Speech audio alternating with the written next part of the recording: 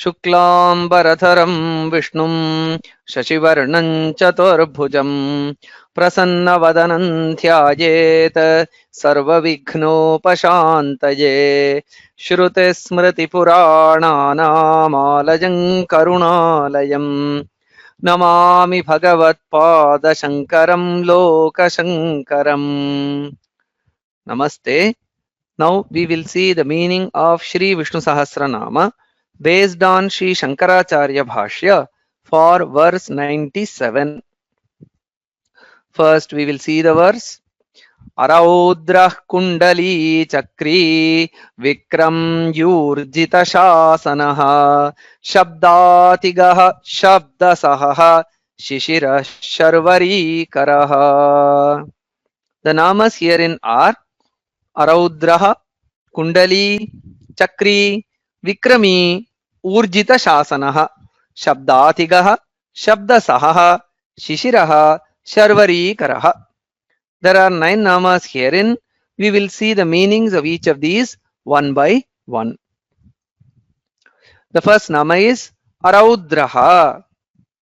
Karma raudram, ragascha raudraḥ, kopascha raudraḥ, yasya raudratrayam nasti avapta sarva kamatvena ragadveshaderabhavat saha araudraḥ. Actions are terrible, passion is terrible, anger is terrible. The one who is bereft of these 3 terribles, as he is ever content, he is free from passion, hatred, etc. So the nama is araudraḥ, a raudra, na raudra.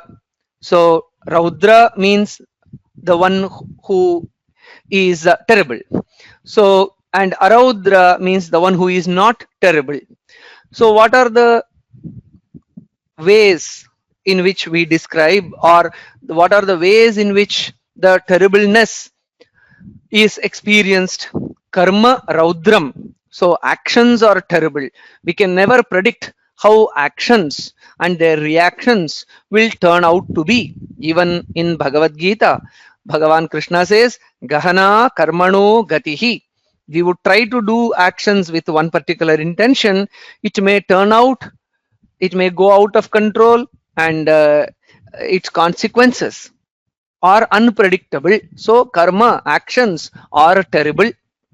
And then ragascha raudraḥ. Raga or passion. Passion is or desire, and out of it comes the great greed and various other of spin-offs from desire, intense desire. So many things emerge, so which are highly inconducive, which leads to a lot of suffering, and hence passion is also raudra, terrible. And kopascha raudraḥ, anger is also terrible. No one knows what will happen from a person, or what is about to emerge from a person who is in anger. A person in anger, in krodha, is inapproachable, not approachable at all. So what harsh words may emerge, what terrible actions he may perform, and what ill intentions would have taken over his mind when he is in a state of anger. In a fit of anger, what will be done? We do not know. So actions, passion, and anger, raudratrayam, these are the 3 raudras. And but this Bhagavan, Lord Narayana, is araudraḥ. He is not connected with any of these 3 raudras, karma, raga, and kopa, because avapta sarva kamatvena, because he is content. He has attained all that is to be attained. So there is no action to be done, nothing to be achieved, no desire to be achieved through the actions. And when there is no desire, then where come anger? Because a person, when he is endowed with some desire, and if someone comes in between him and the object of his desire, it is Then he experiences anger. So kamat krodhobhi jayate. That's how Bhagavan Krishna has explained. So from desire arises anger. A person who has no actions for himself to be done and no ends to be achieved through his actions, and hence no anger, so he is free from all the three raudras, and hence he is araudraḥ. And the next nama is kuṇḍalī. There are a few interpretations. We will see the first one. Shesha Rupa Bhak kuṇḍalī, the one who is in the form of Shesha, the coiled one. So Kundala means coiling. We know that a serpent is coiled whenever it is stationary. It stays in a coiled manner.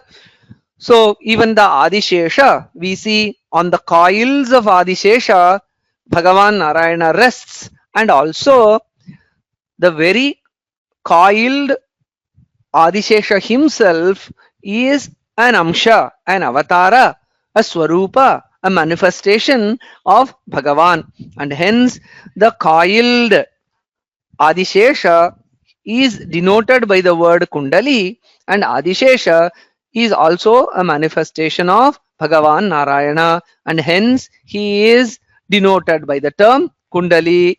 This is the first interpretation. Then the second interpretation, Sahasramshu Mandalopama Kundala Dharanadva Kundali, the one who wears earrings that resemble the glow of the orb of the sun. So Kundala also means the earrings. So the one who wears a earring or wears pair of earrings, he is Kundali. And what is the nature of the Kundala that Bhagavan Narayana wears? Sahasramshu Mandala Upama. So the Surya Mandala, Sahasramshu Mandala means Surya Mandala. So the one whose Kundala, its glow, its luster resembles the luster of the Surya Mandala. So the one who wears such a Kundala, he is Kundali. Then Yadva Sankhya Yogatmake Kundale Makarakare Asyastah iti Kundali, the one who wears Sankhya and Yoga as his earrings that are in the form of Makara. So we also see in the description of Bhagavan Narayana that he wears Makara Kundala, means his Kundala is in the shape of a Makara. What is a Makara? Makara is a fabulous sea creature.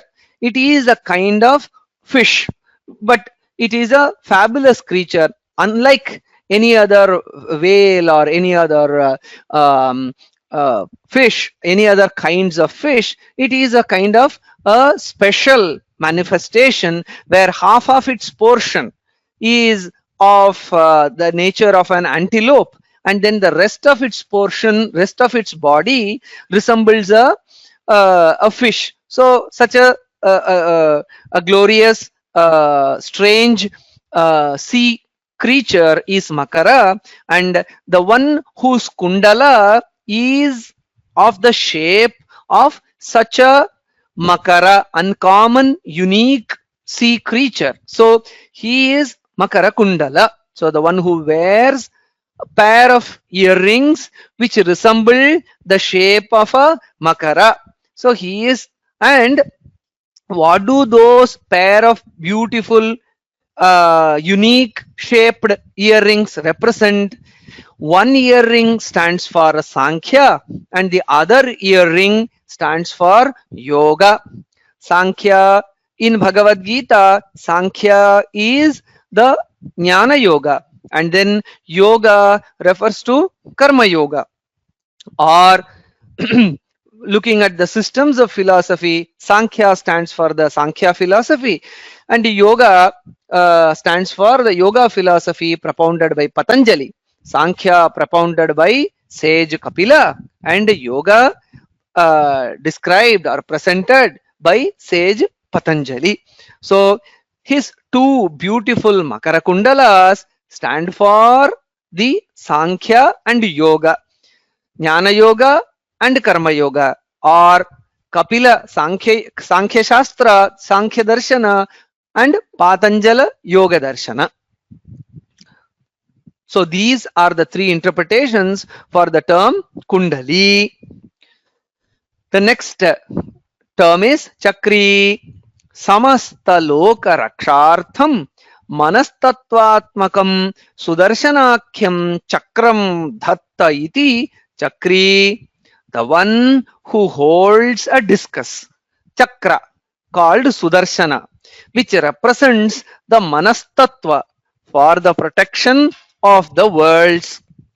So chakram dhatte iti cakrī, the one who holds or wields a chakra, a discus, is cakrī. What is the name of the chakra that Bhagavan Narayana has in his hand? It's called as Sudarshanakyam Chakram, Sudarshana Chakra. And then why does he hold that chakra? Samasta loka rakshartham, for the protection of all the worlds. And then what does that Sudarshana Chakra stand for? Previously we saw the two Makara Kundalas of Bhagavan stand for Sankhya Yoga, Sankhya and Yoga. Here similarly, this Sudarshana Chakra represents the Manastattva. What does the Manas stand for? For example, we know there is a usage, Manojavam, the speed of the mind.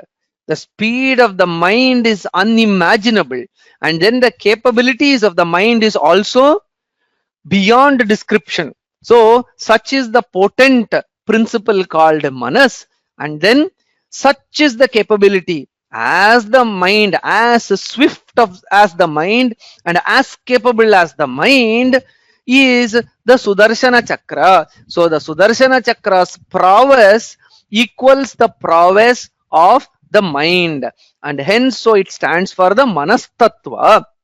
So with such Manastattva as Sudarshana, the discus in his hand, the chakra in his hand, Bhagavan Narayana protects all the three worlds. So hence he is glorified by this naama cakrī. Chalaswarupam atyanta javenantaritānilam chakraswarupam cha mano dhatte Vishnu kare sthitam iti Vishnu Purana vachanat. So how do we know that the Sudarshana Chakra stands for the Manastattva? Acharya quotes Vishnu Purana, from where we know that Chakra Swarupam cha mano dhatte. So the Manastattva is represented by the Sudarshana Chakra this is from the Vishnu Purana. The next nama is vikramī. Vikramaha pada vikshepaha shauryam va. Dvayam cha ashesha purushebhyo vilakshanamasyeti vikramī. Vikrama may refer to the stride or valor, the one in whom both these are a class apart in comparison to all normal humans. So vikramaha asya astiti vikramī. So the one who is endowed with vikrama is vikramī. So what kind of a vikrama? Ashesha purushebhyo vilakshanam. So his vikrama, the virtue, the attribute vikrama that he has is ashesha purushebhyo vilakshanam. He is unique, is a class apart when compared to all other beings. Okay, so what is the meaning of the word vikrama? Acharya says pada vikshepaha shauryam va. So vikrama means pada vikshepa, that is stride. So the one whose stride is unique, the one whose stride is a class apart, the one whose stride is incomparable. So with his just 3 strides, he measured the entire universe, and hence he is vikramī, his pada vikshepa, his stride is unique. And vikrama also stands for shauryam, valor. So the one who is endowed with such valor, he is vikramī. And Bhagavan, Narayana's valor is also a class apart, is incomparable. His prowess that manifested through the Ramavatara, Krishnavatara, Vamanavatara, Parashuramavatara, such Vikrama which is manifested through all these avatars is also incomparable, unique, Vilakshana. And hence the Lord with unique stride and the Lord with unique, incomparable valor is Vikramī. The next nama is ūrjitaśāsanaḥ. Shruti smriti lakshanam ūrjitam shasanam asyeti ūrjitaśāsanaḥ. The one whose commands in the form of Shruti and Smriti are powerful. So this nama ūrjitaśāsana has 2 components, ūrjita and shasana. So shasana refers to command and ūrjita is powerful. So the one whose commands are very powerful, he is ūrjitaśāsanaḥ. So Acharya describes that the commands of Bhagavan Narayana in the form of the Shrutis, the Vedas and Smritis, the allied literature are very powerful, means are very effective in alleviating the sufferings of normal human life. So by following the Shrutis and Smritis, they are powerful beacon lights which guide human life in the right direction. And hence the one whose commands in the form of Shruti and Smriti powerfully guide human beings through the 4 Purusharthas, Dharma, Artha, Kama, and ultimately help them attain moksha. So to this, Acharya quotes that a popular statement, Shruti Smriti Mamaivajñe Yaste Ullanghya Vartate Ajñachedi Mamadveshi Madbhaktopi na Vaishnavaha iti Bhagavad Vachanat. So being devoted to Bhagavan Narayana and also following the instructions, the injunctions that are laid out in the Shrutis and Smritis is dear to Bhagavan Narayana, and that is the path to attain moksha. The next nama is śabdātigaḥ. Shabda pravritti hetunam jatyādīnām asambhavāt shabdena vaktum ashakyatvat śabdātigaḥ. Words express things that are endowed with attributes like jati, etc. As he is bereft of these, he has transcended words. So this nama has 2 components, shabda, atiga.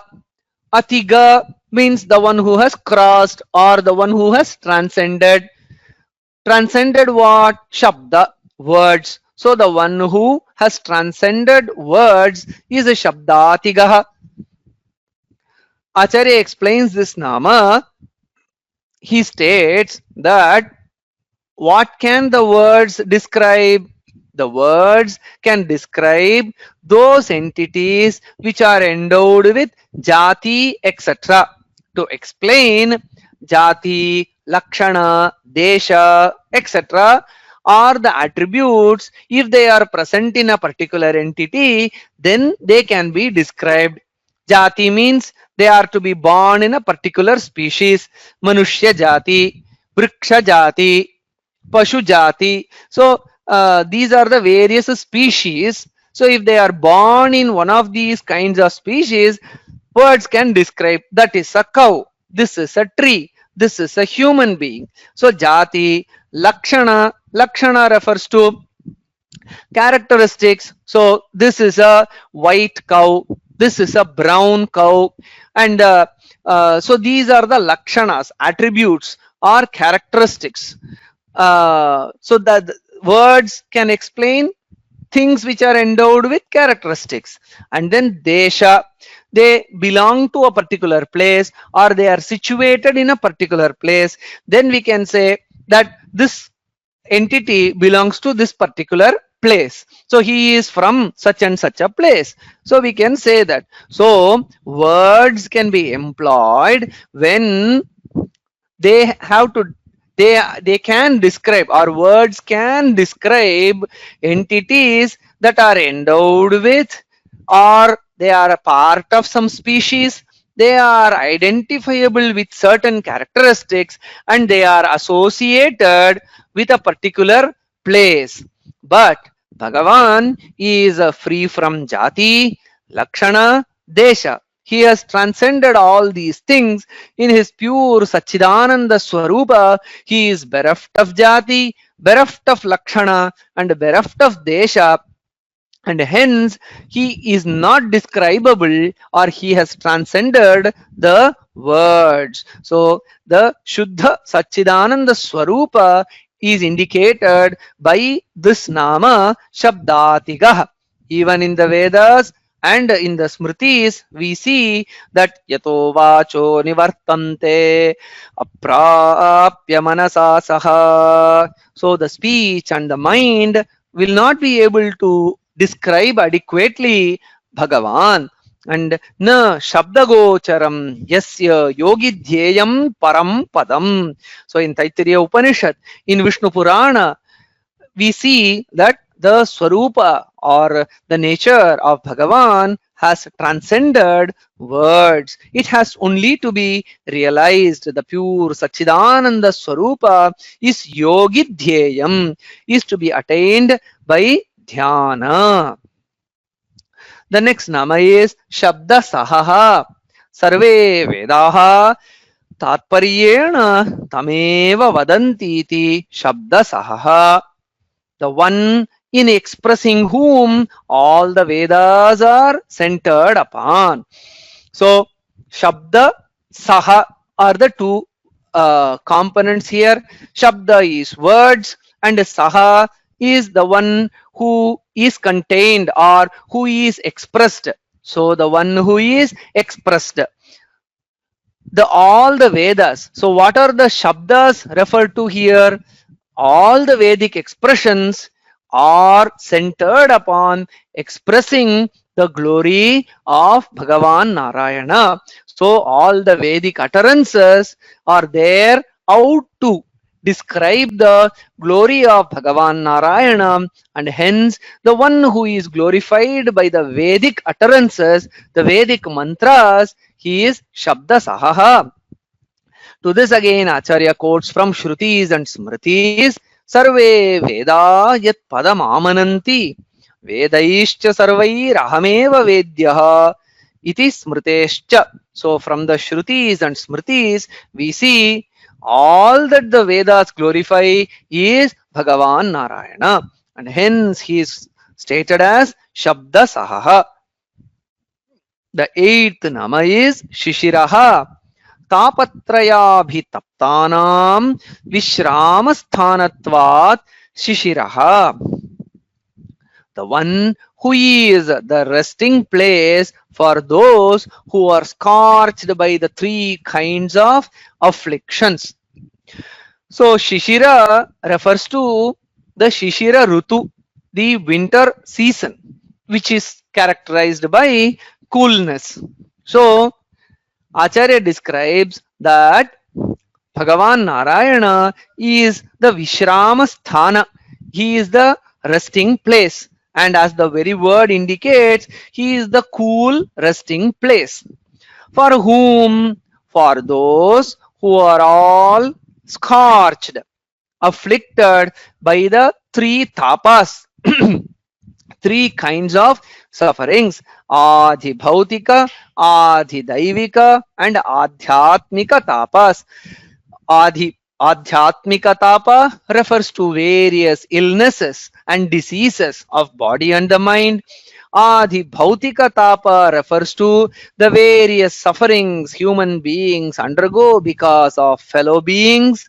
And then Adi Daivika tapa refers to the various sufferings that human beings undergo because of various natural forces or unseen forces. So these three tapas keep scorching human beings in one way or the other. So all are scorched, and for them, what is the cool resting place?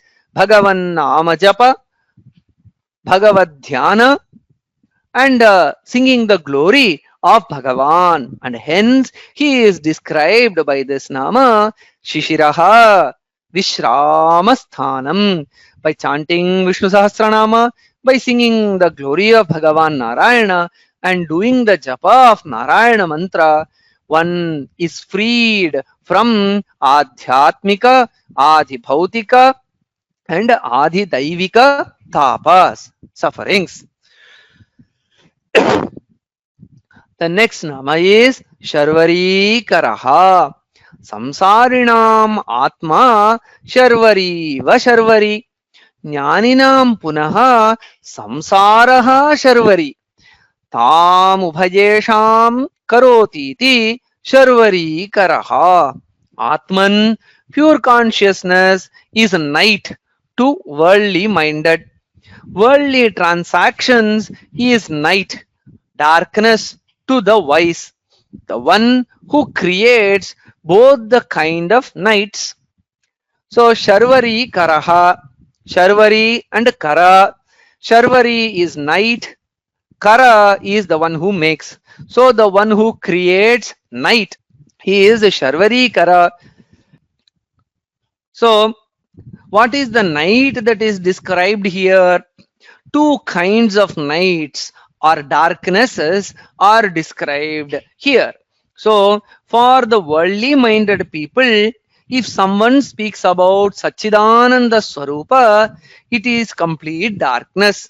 They will not, as if they are in darkness, they will not be able to understand about the Satchidananda Swarupa because their mind is fully immersed in worldly thoughts, worldly transactions, and worldly interactions. So for them, Atma Swarupa is darkness, and deep darkness like the darkness of the night. And Jnaninam punaha samsaraha sharvari. And for the knowledgeable, for the wise, or for the Atmajnanis, Atmadhyayis, worldly transaction is dark. They will not be aware of what is going around them. They will be immersed in the dhyana of the Satchidananda Swarupa. They will be immersed in Nama Japa. They will be immersed in Sahasranama Parayana. They will be immersed in singing the glory of Bhagavan. They are not concerned about the actions of the world. All the worldly transactions or the world outside itself is as dark as or as unintelligible as the darkness of the night. So the one who creates both these kinds of nights, so by his maya, he keeps the samsaris in samsara. He keeps them in the darkness of their, he keeps the Atma Tattva in darkness for the samsaris, and by his self same maya and anugraha, through the anugraha, his Bhagavad anugraha, he keeps the worldly transactions for the jnanis in darkness so that they are focused in their pursuit.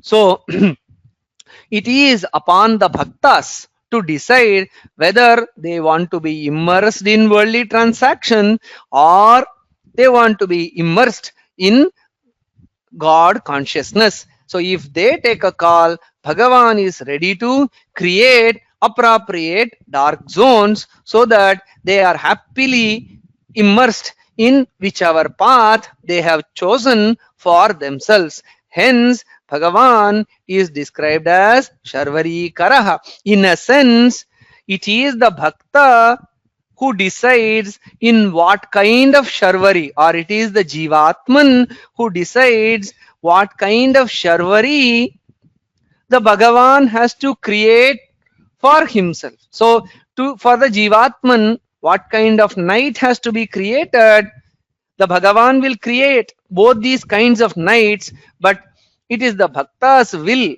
it is the purusha prayatna of bhakta, it is the sankalpa of the bhakta which will decide in which kind of darkness he has to remain in. This naama actually reflects the Bhagavad Gita statement where Bhagavan clearly has stated the same thought, the two kinds of darkness, darkness for the worldly minded and darkness for the jnanis. Ya nisha sarvabhutanam tasyam jagarti sanyami yasyam jagrati bhutani sa nisha pashyato munehe iti Bhagavad Vachanat. Thus, with these 9 namas in verse 97, we have thus far seen 914 namas. Om Tat Sat, Shri Krishnarpanamastu.